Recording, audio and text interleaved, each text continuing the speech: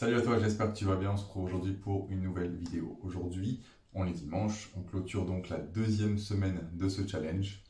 Et je voudrais partager avec toi une réflexion que je me suis faite. C'est une chose dont j'ai parlé avec beaucoup d'autres personnes en fait depuis un petit moment. Et il n'y a que aujourd'hui, visiblement, que c'est rentré là-dedans. Donc je vais aller droit au but. Ce dont je voudrais te parler, c'est du bonheur et des moyens qu'on pense avoir d'atteindre ce bonheur. Ok. Très souvent, on a l'impression que d'avoir un objectif en particulier et de l'atteindre va nous rendre heureux. Par exemple, ça peut être quand j'aurai telle voiture, je serai plus heureux. Quand j'aurai tel niveau de revenu, je serai plus heureux. Quand j'aurai tel niveau de vie, je serai plus heureux. Quand j'irai vivre dans telle ville, je serai plus heureux. Quoi qu'il en soit, on a tous l'impression que, enfin, on est beaucoup à avoir cette impression, tous je sais pas, mais on est beaucoup à avoir cette impression que atteindre tel objectif va nous rendre plus heureux. Et là où je voudrais revenir, c'est tout simplement le fait que c'est pas vrai.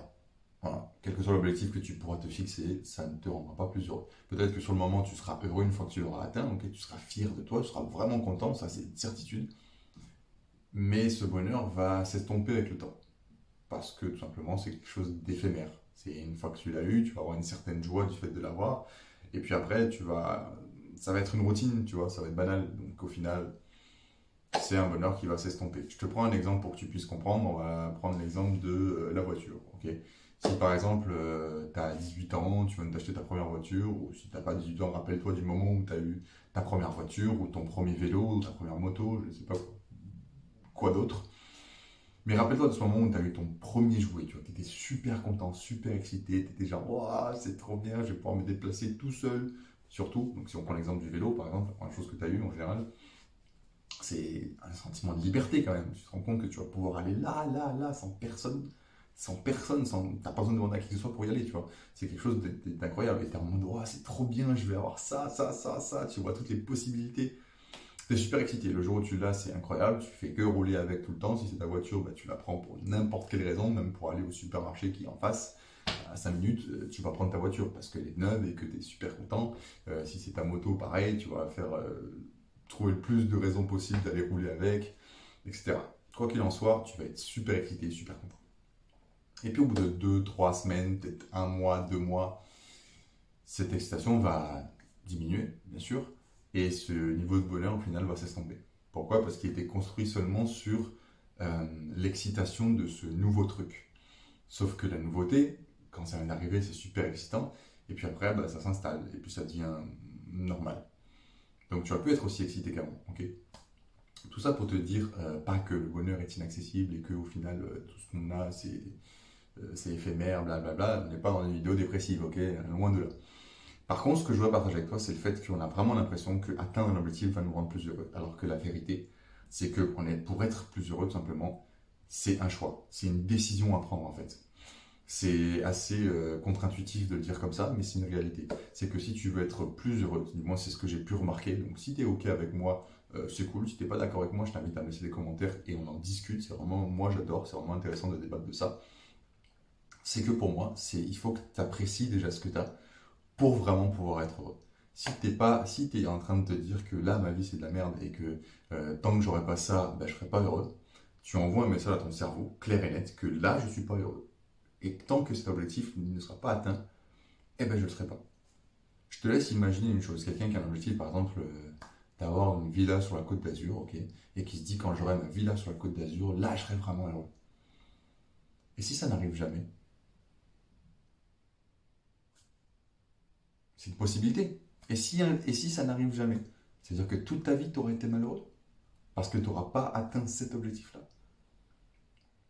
Pose-toi la question.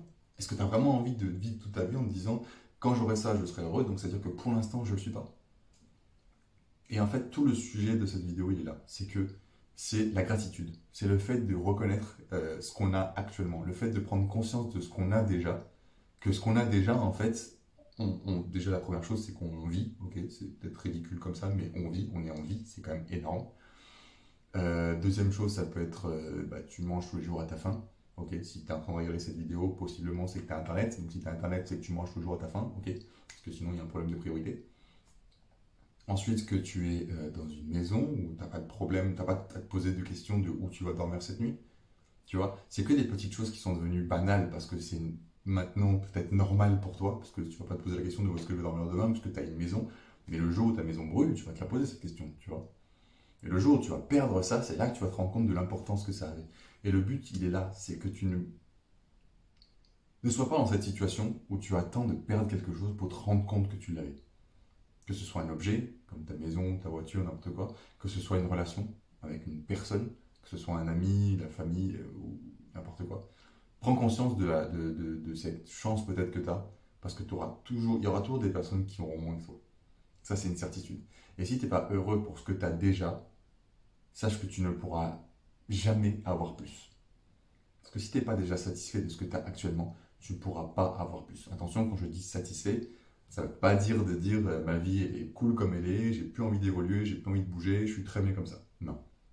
Le but, c'est pas de se satisfaire dans ce sens-là. Le but, c'est de se dire je suis vraiment content de ce que j'ai aujourd'hui, je suis vraiment content d'être en vie, je suis vraiment content d'avoir ma maison, de pouvoir manger à ma faim, de vraiment. Enfin, je suis reconnaissant pour ça. Reconnaissant pour ces choses-là. On prend l'exemple de la voiture, je suis reconnaissant d'avoir ma voiture parce que je vais pouvoir aller à tel endroit, machin, tout ça. Quoi qu'il en soit, tu es reconnaissant pour ce que tu as. Et si tu es reconnaissant pour ce que tu as réellement et profondément, c'est là que tu vas pouvoir être heureux. Parce que tous les jours, tu ne vas pas vivre dans l'attente de quelque chose qui n'arrivera peut-être jamais. Tu vas tout simplement vivre en sachant que ce que tu as te rend heureux. Donc, si j'ai un conseil que je peux te donner, c'est un truc qu'on voit très souvent dans le domaine du développement personnel, c'est le fait d'être reconnaissant, etc. Et j'ai vu une vidéo, un TEDx, qui donnait une bonne méthode, et c'est celle-là que je veux partager avec toi aujourd'hui. C'est le 3 kiffs par jour. 3 kiffs par jour, c'est quoi? C'est juste prendre conscience avant de te coucher, ou le lendemain matin, ou n'importe quand dans ta journée, c'est à toi de voir quand est-ce que tu veux le faire, mais prendre conscience de 3 choses qui t'ont soit émerveillé ou que tu as trouvé joli dans la journée. Okay, 3 choses qui t'ont rendu heureux, qui t'ont émerveillé ou que tu as trouvé beau ou que tu as trouvé, je sais pas comment t'expliquer ça, mais 3 choses vraiment dans ta journée qui t'ont généré une émotion positive. Globalement, c'est ça.